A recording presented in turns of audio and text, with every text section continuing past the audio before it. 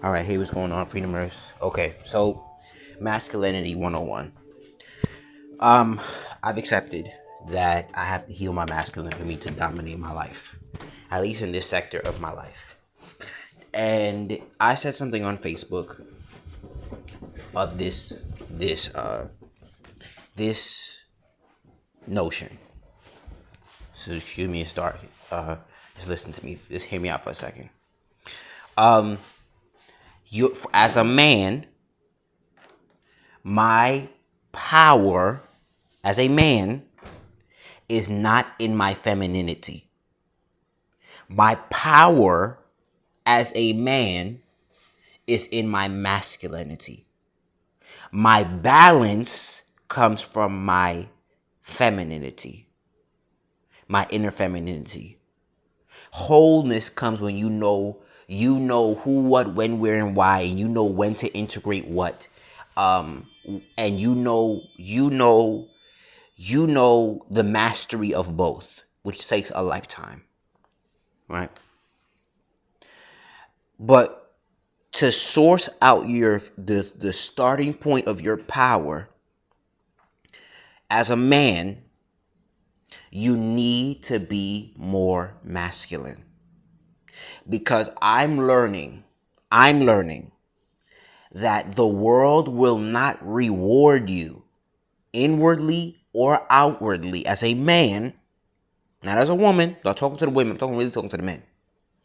As a man, the world will not reward you for being more feminine unless you're gay. Unless you are gay, the world will not reward you for being, as a man, for being more feminine than masculine. Now, again, like I said on Facebook, I said one time, your home as a man is in your masculine domain. Your house is in your feminine domain. And what that means is there's a difference between a home and a house. A house is where you can buy a house, but that's not your base. Your home is where you are based, where you are, where your foundation is. Your house is extra. So when it's cold, you go to the summer house, not home. My home is in Atlanta. When I leave this home, I'm going to a house. You get me? Meaning that's my second place of command. And that's not, maybe not even where I reside almost 80 to 90% of the time. Right? For instance, I'll give you an example. I had to stop resting in my feminine energy, meaning I gotta stop resting on my bed to give me a relaxed position of of I get to chill and I have things to do. I get to be in bed all day. Because you know what? For the past 2 years, I've been on and off of a bed. I've been, stuff like that, right? I've been homeless, all that other stuff. But I'm realizing in this part position that I'm at right now, I have to be more masculine to conquer my financial situation. Now, there comes a time where everybody has to be more feminine and or masculine. But for women, sometimes no, your home is in your femininity. Because you can be hella feminine, but you make a lot of money. You know what I mean? So my home is forward motion, vision. The world rewards me because of how masculine I am, not because of my femininity.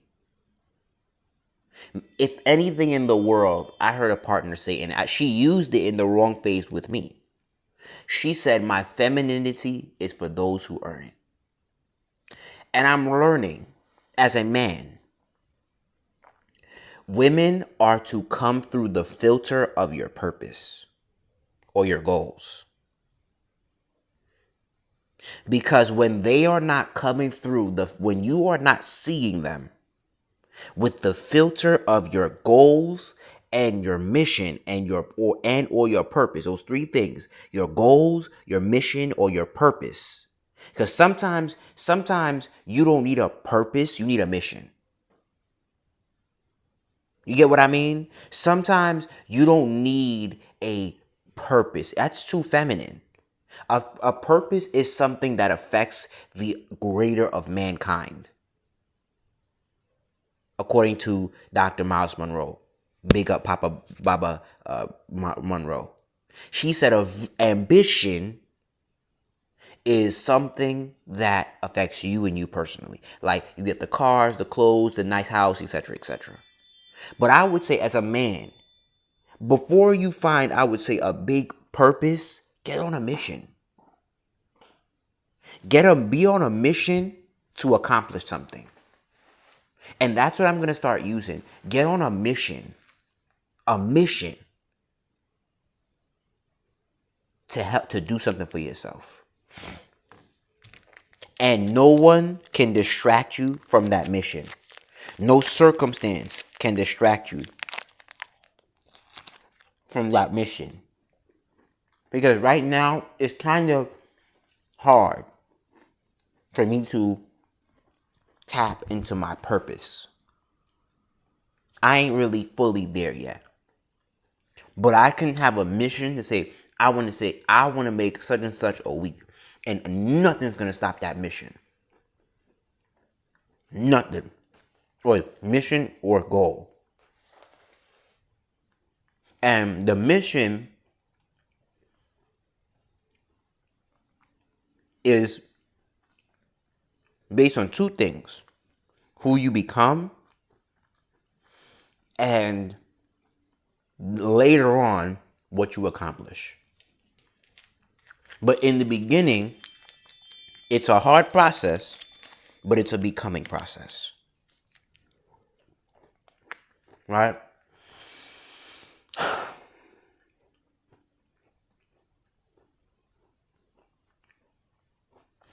And I'm giving up porn, for instance, because I need to heal my masculine. And if I don't heal my masculine, I'm going to get into this oversaturated amount of feminine energy that's not going to serve me. And I say this to women, that your home is not in your masculinity. Because as a man, when I'm too feminine, I feel out of place. And that doesn't mean you should not wield any feminine traits. But that's not your home. That's your house. That's just somewhere you can live, get tools, get understanding, get wisdom. That's somewhere you come for a period of time, collect what you can and what you need, and move back home. Go back home to better yourself, or to better your home.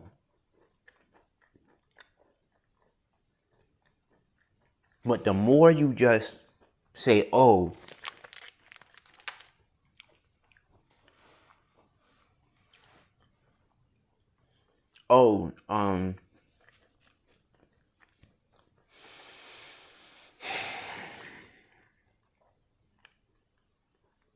the more you just chill,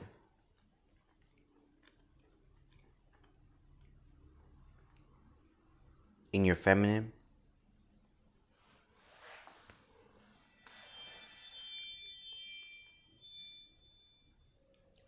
as a man, feminine can be so femininity, when you're not filtering it through the purpose of when you're not filtering it through your purpose, your mission, and your goals, femininity for a man can be very deceptive.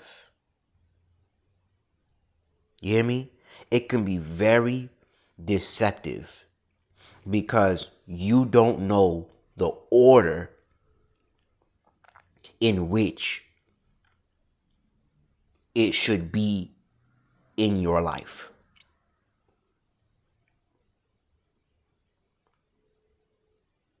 And when you don't know the order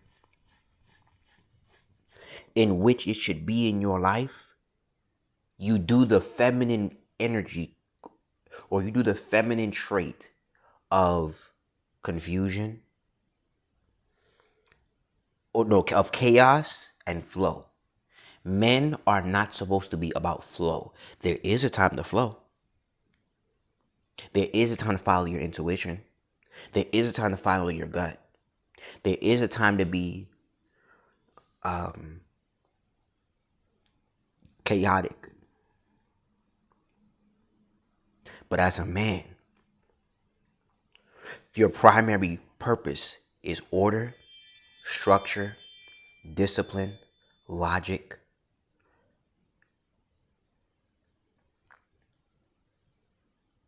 and vision, purpose, or mission. And if you don't have that, it really don't mean shit. That's why it's so bad in today's society that they're not letting men be men.